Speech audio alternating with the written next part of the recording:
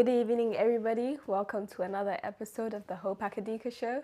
I trust that you've had a wonderful week and the cold is slowly clearing up. We're seeing a little bit more sunshine. Yes, the rain has been coming at us, but you know what? I'm ready for spring. I think we're there. We're there. So let's just, join ourselves subconsciously and just tap into spring a little bit more, and in no time it'll be sunny days all around, guys. I mean, as best as we can get in this UK, you know what I mean.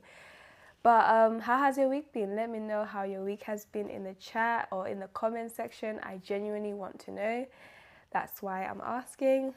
But guys, there's some things that we will not be touching on, but I just want to acknowledge the arrest warrants that have been put out for the world leaders out there, the so-called viruses that has broken out, especially in the US.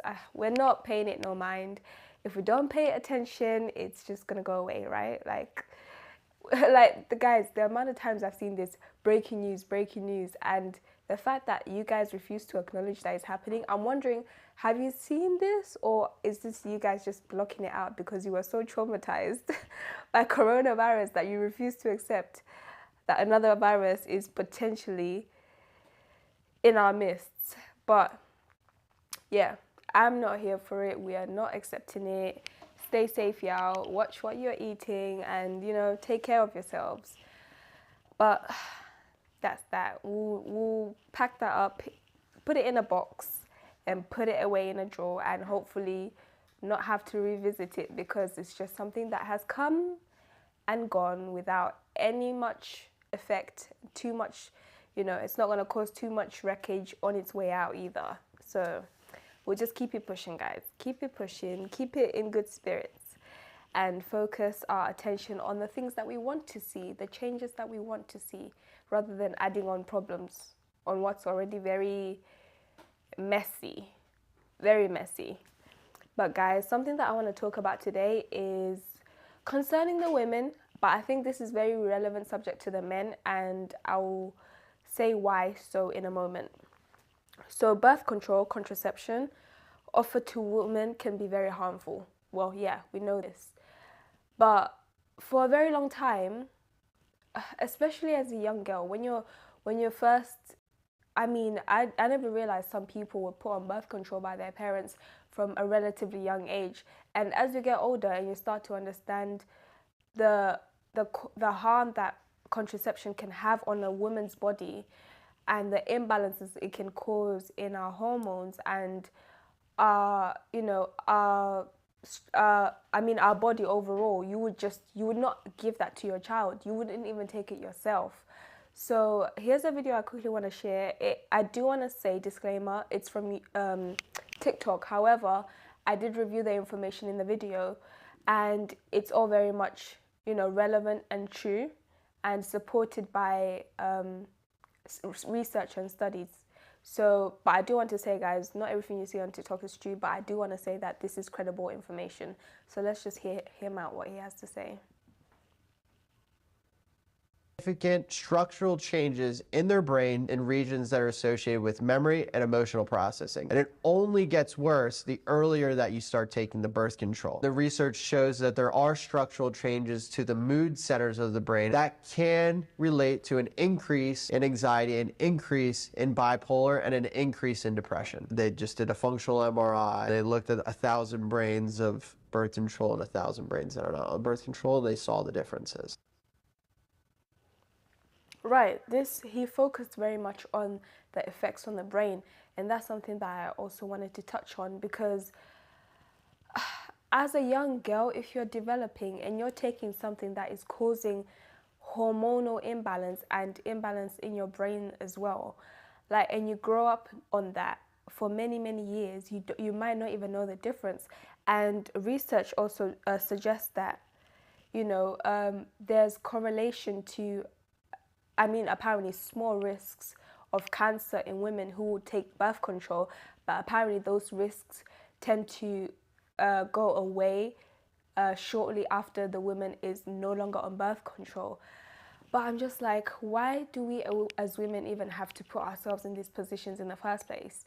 Because what happened to that birth control they were planning on for men? because it's been a minute. I'm sure you've had enough time to do the research, because when the news broke out and when they were talking to us about it, it seemed that there was something already to work with. So I'm guessing, a trial run has been done on a few people and results have been taken in. And clearly, they've held back on releasing it because why?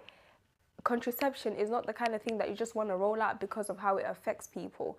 But here, women, here we are, just taking all kinds of birth controls, whether it's the injection, whether it's the implant, whether it's the coil, whether it's the pill. We're taking it because as a woman, if you fall pregnant, well, unplanned pregnancies are very hard to deal with. And as a woman, if you want to be a woman, you want to educate yourselves for, say, let's say you're in school, or you want to work up the ladder and you want to be in the corporate world, or you want to start your own business, or you just don't have the support system around you. You want to be able to plan your family and not just, have multiple kids, or you have decided on how many children you want.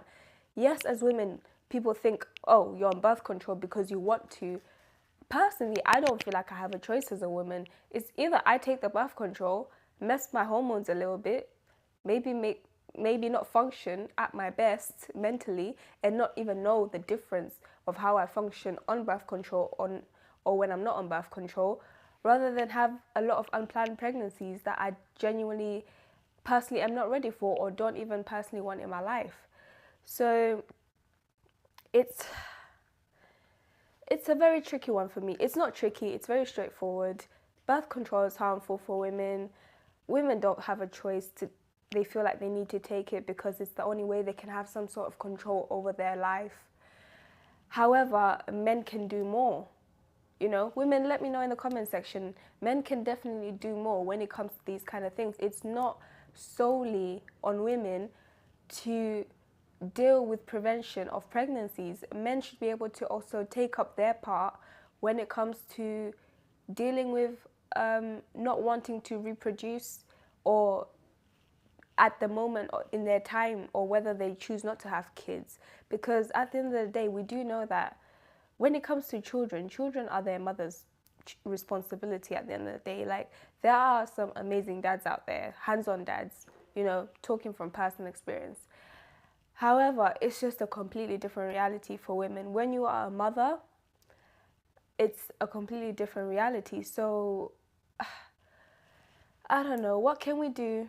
What can, the only thing I can ask is that scientists do more research into this, find ways to help women better, because a lot of research, we have seen how research will go into areas that, affect certain people more in society. For example, let me just give you a good example. Sickle cell, right? Is something that is predominantly, if anything, probably only found in Black people.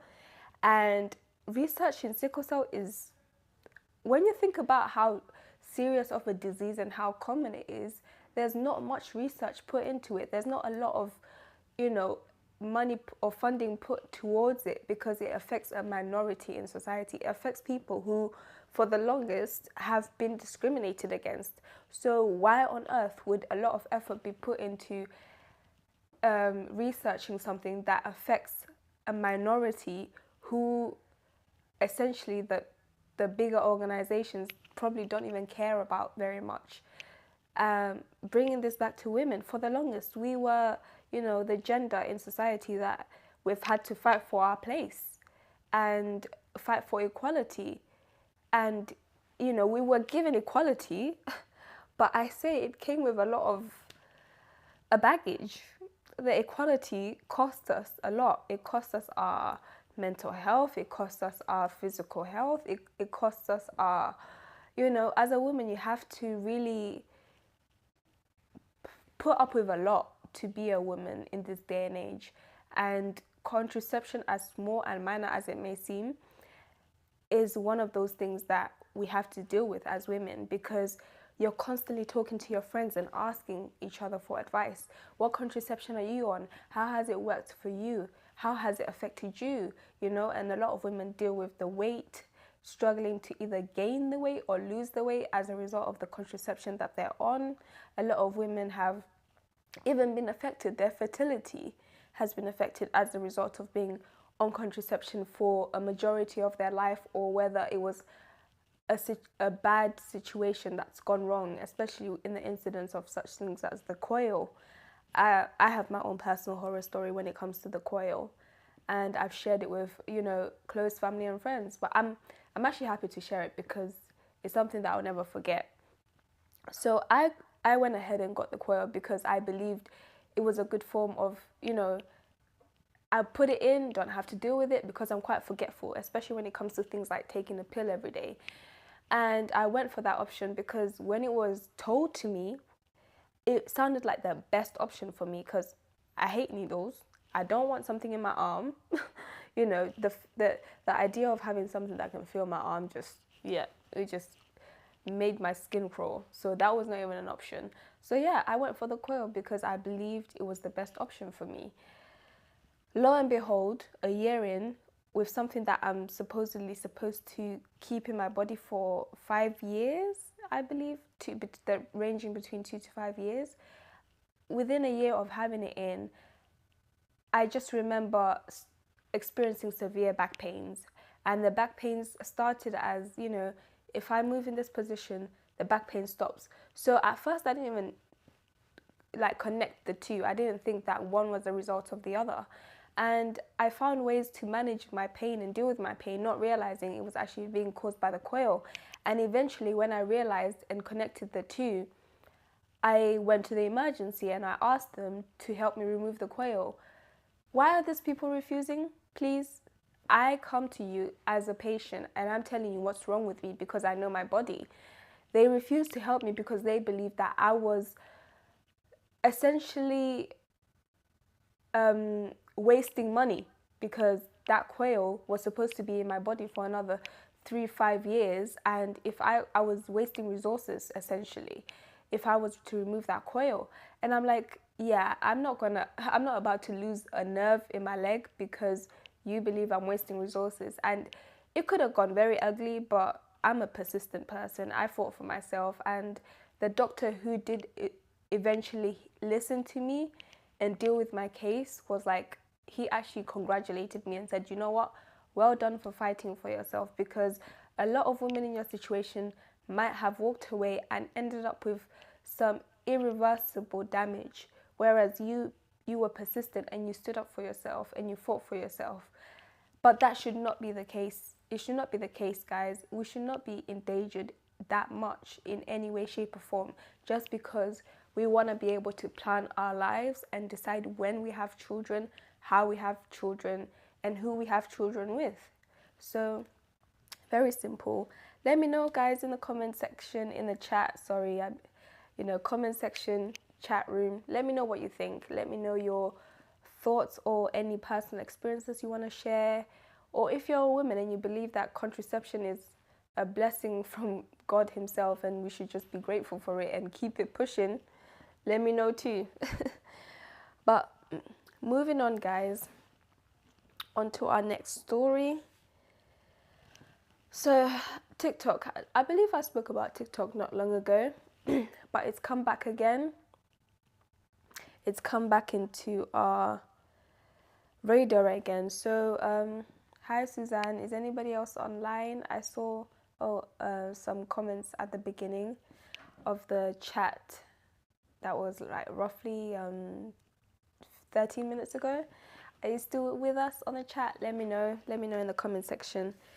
So TikTok, the executive chief, Shao Zichu, I believe that's his name, Shao Zichu, is currently in America, and he is, I don't know whether he's on trial. I don't think he's on trial. Well, he's basically having to answer to the legislators in America to argue whether TikTok is a safe app to use or not. And by that I mean national security. Have they used that to breach national security in other countries? And I don't know if you guys have seen, but the UK announced as well that government officials are not allowed to have TikTok app on their work phone, and obviously there's a correlation there. You can put two and two together. They obviously don't trust that the app is just, a harmless social media app that people make cute dance videos on and learn recipes and, connect with people around the world. But they genuinely believe that there's national security risks that come along with having an app like that, because obviously to access TikTok, you have to connect it to your Wi-Fi in your home, and once something is connected to the Wi-Fi, data, information, I don't know the ins and outs, but there can be a download of information there. And, we know these countries, when it comes to these things, they don't play nice. That's why there's spies and all kinds of stuff. I know that's the kind of things you think you only see in the movie, but, the movies are inspired by real life events, guys. So let's not be naive about it. But do I believe China are using TikTok as a way to gain information and spy on other countries like the Western world, the USA, the England? I don't know. Like, why are we not, why do we not scrutinize Facebook or Instagram the same way? I mean, Facebook has done it before, I believe. So why are we so trusting of Facebook and Instagram? Is it because they originate from the Western world? They originate from the USA, the United Kingdom, and they are so very much concerned about the well-being of the rest of the world, so they could do no harm, and we should just trust them and believe that whatever products they give us is always with good intention. However, we do not trust China, and when it comes to China, like, obviously they will not bow down to the Western world. I think we should just, the Western world should just understand that they don't mind being friendly, but they will never just, it's like Russia. They will never just lay their law to be run by the Western world. They are a big, powerful country. Why would they allow themselves to be run by other nations when they can run themselves? I never understood the obsession of controlling all other parts of the world, when really you should be focusing on your nation and your own people and their well-being. But obviously that's a very naive way to think, because the well-being of your people and your country and what goes on in your own country should be more important than what's going on in other countries. But obviously that's not the case. And yeah, I don't know, guys. How do you feel about having TikTok on your phone after hearing this? Do you feel like anything is going to come out of this situation? Are they going to find out that, yes, China have in fact been spying on other parts of the world and using TikTok as a weapon, essentially, because they're gathering information that they shouldn't have access to, essentially. But we'll see, because the US have tried to ban TikTok. Even Trump, I believe Trump was the first one to try and ban TikTok. He's not been in office for a minute. TikTok is still hanging on. People are not going to let TikTok go easily. Like, the people are not going to let that app go easily unless something extremely, something very concerning comes out of this case. I don't know. I don't want to call it a case because it's not like he's been arrested. I don't believe he's been arrested. I think he's just vouching for the app in a courtroom in the USA. It's not a trial. He's not in a lot of trouble as of yet, I don't believe, So, yeah, in Congress. But we'll see.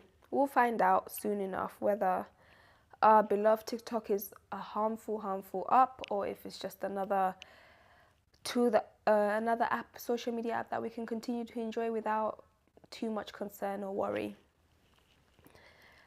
Let's talk a little bit about what's going on in our own homeland, guys.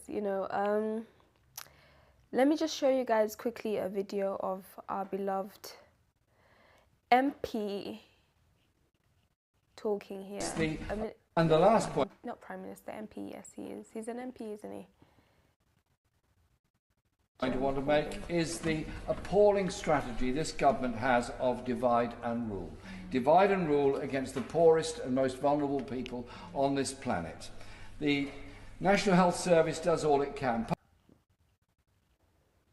Government spends its time scapegoating desperate people such as refugees and forcing them to Rwanda or somewhere else. They are the people that want to contribute to our society. They're victims of war and oppression. Let them work and let them make their contribution to our society as part of our common good. Okay, so we're talking about the refugees again this week because there's a lot to unpack there, guys, when it comes to, you know, refugees and hosting people who flee for their lives.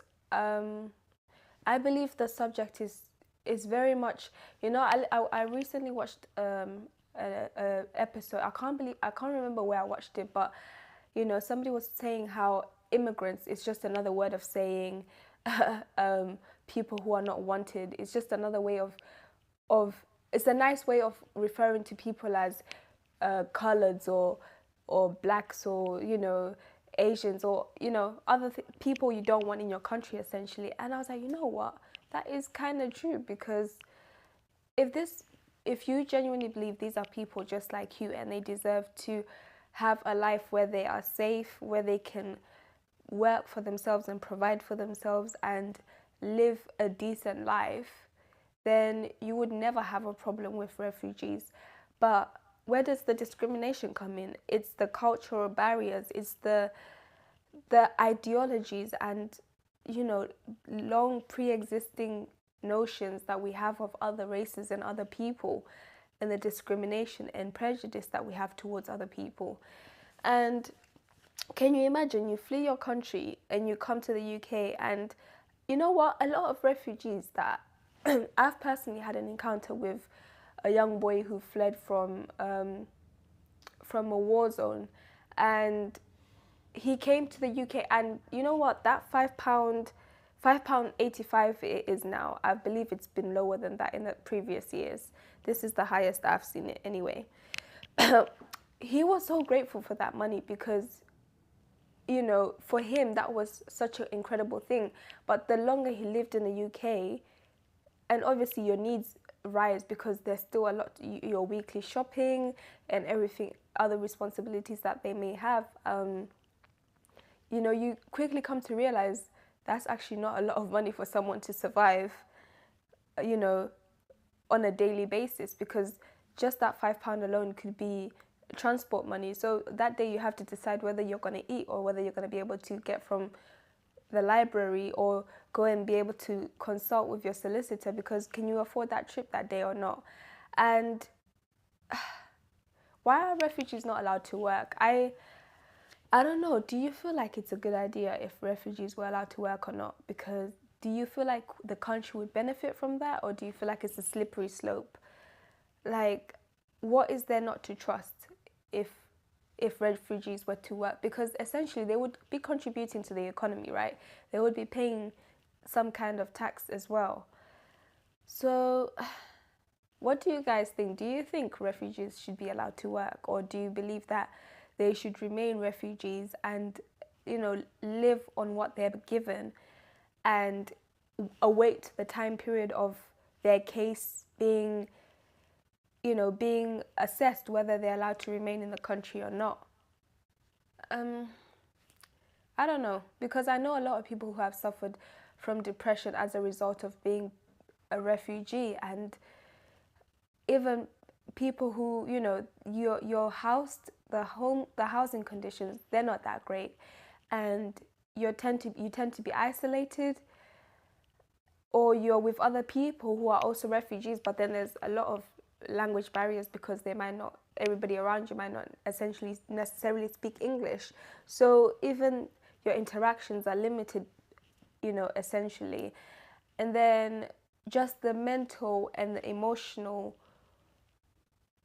you know, concerns that you may have, and thinking every day, am I gonna what is happening with my case and dealing with that, because essentially you have a court trial, a court case, and you don't know whether you're going to win or lose, because you have to wait your time to find out whether you will be, allowed to remain in this glorious, glorious country or will you be sent to Rwanda or sent back to your country.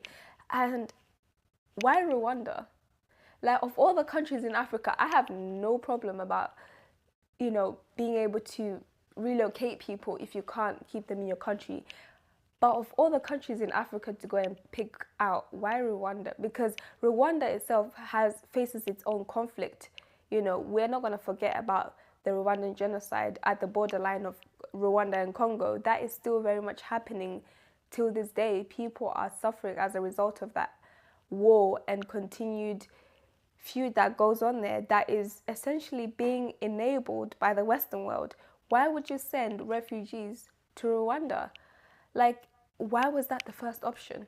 There's so many other countries I can think of right now that are more hospitable for refugees within Africa.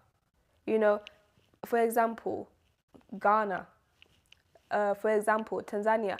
I'm not saying the whole country can, is operating at the same level, but there are places, cities, areas that are more, capable of housing, of catering to people who are in need of being placed or who have been displaced from their own nations because it's not safe to live in their own nations. Unless, I'm not discriminating against Rwanda. I'm sure the reason they agreed to do what they did with the UK is because they have areas in their own country that they can place these people and they can help them. But my thing is, how can you help outside people when you can't even help your own people? Your own people are dying of war, they're suffering, they're fighting for their life, but the help that you're extending is to outsiders rather than your own people. And this is the similar fight that's taking place in Namibia right now.